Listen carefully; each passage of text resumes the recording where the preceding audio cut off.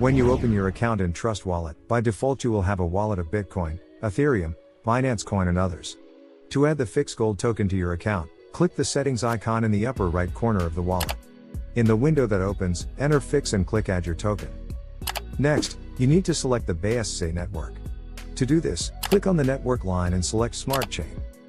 In the line contract address, you should enter the address of the fixed gold token smart contract. Pay attention. Any user can create a token with an identical name, but it is the specific address of the fixed gold smart contract that will be the only correct one. Use the address of the fixed gold smart contract only from the official instructions.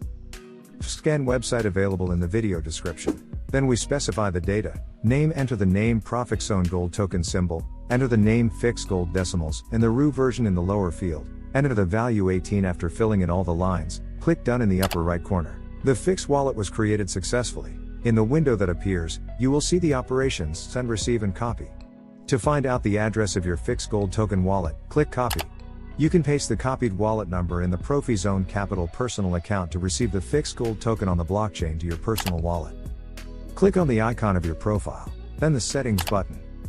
Click wallets in the profile menu, then insert the number of your fixed gold wallet in the appropriate field and click save.